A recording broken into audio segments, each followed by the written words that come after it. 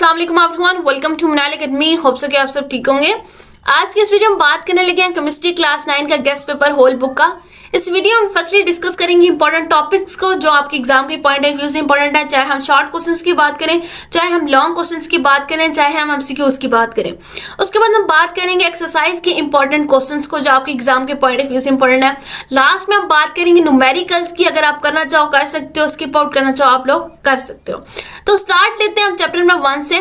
तो जितने भी स्टूडेंट्स इस वीडियो को एंड तक वॉच आउट करना है ताकि डिटेल में आपको अच्छी तरह समझ आ सके, और अगर आपको कोई भी कंफ्यूजन होती है इसकी रिगार्डिंग तो आप कमेंट सेक्शन में पूछ सकते हैं। तो स्टार्ट लेते हैं चैप्टर नंबर 1 से। चैप्टर नंबर 1 की बात की जाए तो उसमें हमारे पास इंपॉर्टेंट टॉपिक्स आ सकते हैं। ब्रांचेस ऑफ केमिस्ट्री, ठीक है, ये आपके पास आ सकता है।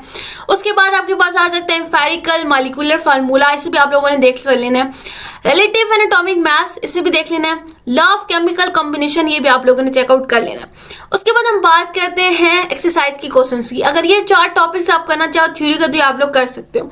एक्सरसाइज की क्वेश्चंस की बात की जाए तो आपके पास आता है difference between molecular and empirical formula with example, आपने इसे एक्सप्लेन करना होगा। उसके बाद हम आपके पास डिफरेंस आ सकता है difference between element, compound and mixture, ये भी आप लोगों ने कर लेना है। उसके बाद discuss the significant of mole in chemistry, ये भी इंपॉर्टेंट है। Molecular formula of compound with given message and message of element, ठीक है, ये भी आप लोगों ने कर लेना।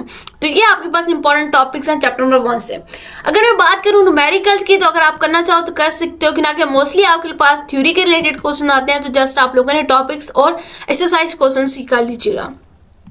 नेक्स्ट मूव आउट करते हैं चैप्टर नंबर 2 पे। चैप्टर नंबर 2 की अगर बात की जाए तो वो आपके पास आ सकता है डिस्कवरी ऑफ सब एटॉमिक पार्टिकल्स, ये वाला इंपॉर्टेंट है। रुदरफोर्ड का मॉडल और बोहर एटॉमिक थ्योरी, ठीक है, ये आपके पास दोनों इंपॉर्टेंट है। ये आपके पास लॉन्ग में दोनों आ सकते हैं, इनमें से कोई एक लॉन्ग में आ सकता है। आइसोटोप एंड इट्स एप्लीकेशंस, ये आपके पास शॉर्ट में पूछ सकते हैं आइसोटोप होता क्या और उसके एप्लीकेशंस का।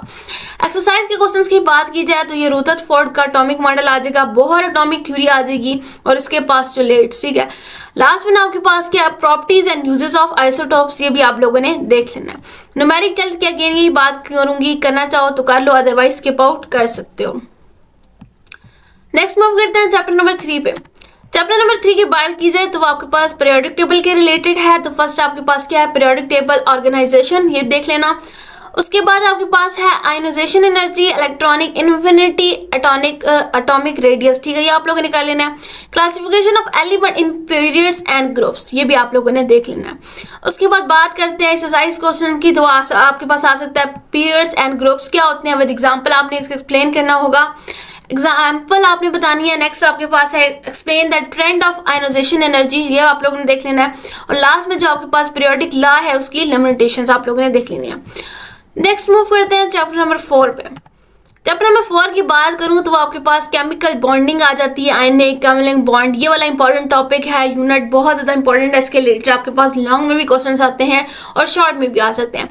मॉलिक्यूलर ज्योमेट्री, ये आप लोगों ने देख लेना है। उसके बाद शॉर्ट की अगर बात की जाए डिफरेंस आ सकता है ionic and covalent bond, with example explain करना है। फॉर्मेशन आप लोगों के पास आ जाती है शॉर्ट में, ठीक है, ये आपके पास मसली आती है, NaCl देंगे, H2O देंगे या कोई और दे देंगे, इसके रिलेटेड एक मस्ट आप लोगों के पास क्या आता है, क्वेश्चन आता है, और ये लास्ट आप लोगों ने थ्योरी कर लेनी है।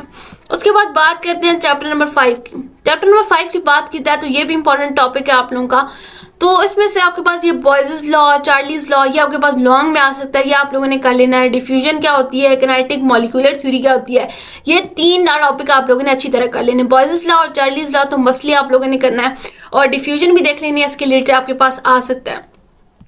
एक्सरसाइज क्वेश्चन की बात की जाए तो ये आपके पास पूछा है डिफाइन बॉयज लॉ, ठीक है, विद मैथमेटिकली जो इसकी वो थी डेरिवेशन थी, वो concept of diffusion with example, ठीक है, और ये प्रेशर वाला आ गया, ये आपने सारे कर लेने हैं, ठीक है जी। न्यूमेरिकल करना चाहो कर लो, अदरवाइज स्किप आउट कर दो।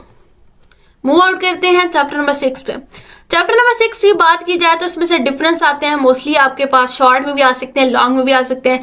सॉल्युबिलिटी एंड सैचुरेशन का आपके पास डिफरेंस आता है with example. Type of solution कितनी होती है वो आपने एक्सप्लेन करना होता है। फैक्टर अफेक्टिंग सॉल्युबिलिटी, ये आपके पास शॉर्ट में आ सकता है, कौन से फैक्टर हैं जो अफेक्ट करते हैं सॉल्युबिलिटी को। एक्सरसाइज के क्वेश्चंस की बात की जाए सैचुरेटेड, अनसैचुरेटेड, सुपर सैचुरेटेड, ये आपके पास लॉन्ग में आता है, ये आप लोगों ने मसली कर लेना है। एग्जाम्पल, ठीक है, और एटलीस्ट आपके पास 4 to 5 पॉइंट्स होने चाहिए। उसके बाद ये हेनरी लॉ आप लोगों ने कर लेना। नेक्स्ट मूव करते हैं चैप्टर नंबर 7 की बात करते हैं। चैप्टर नंबर 7 की बात की जाए तो ये आपके पास इलेक्ट्रोलाइसिस वाला आ जाएगा, ये इंपॉर्टेंट है। गैल्वेनिक सेल वाला और ऑक्सीडेशन रिडक्शन, ठीक है, ये वाला इंपॉर्टेंट है। Construction of galvanic cell very important, long में आ सकता है आपके पास अगर इस चैप्टर से आया तो। केमिकल रिएक्शन आ जाएगा आपके पास, ठीक है, ये भी इंपॉर्टेंट है। और न्यूमेरिकल करना चाहो तो कर लो। नेक्स्ट मूव करते हैं, लास्ट चैप्टर है आप लोगों का, चैप्टर नंबर 8 की बात की जाए तो मोस्टली इसमें रिएक्शन ही होते हैं। टाइप ऑफ केमिकल रिएक्शन देख लेना आप लोगों ने, रिएक्शन ऑफ एक्टिवेशन एनर्जी देख लेना है, और affecting reaction rate, factor affecting reaction rate, ठीक है, ये भी आप लोगों ने कर लेना। एक्सरसाइज की क्वेश्चन के बाद जाऊँ, factor affecting the rate of chemical reaction और explain the concept of activation energy, तो ये आप लोगों ने कर लेना है। बाकी पेयरिंग स्कीम की बात करूं तो वो इंशाल्लाह मैं आप लोगों के साथ अपलोड कर दूंगी, आपने चेकआउट कर लेनी है। कोई क्वेश्चन है इसके रिलेटेड तो आप लोग पूछ सकते हैं। बाकी वीडियो को लाइक कर देना, चैनल को सब्सक्राइब कर देना और बाकी स्टूडेंट तक भी शेयर आउट कर देना।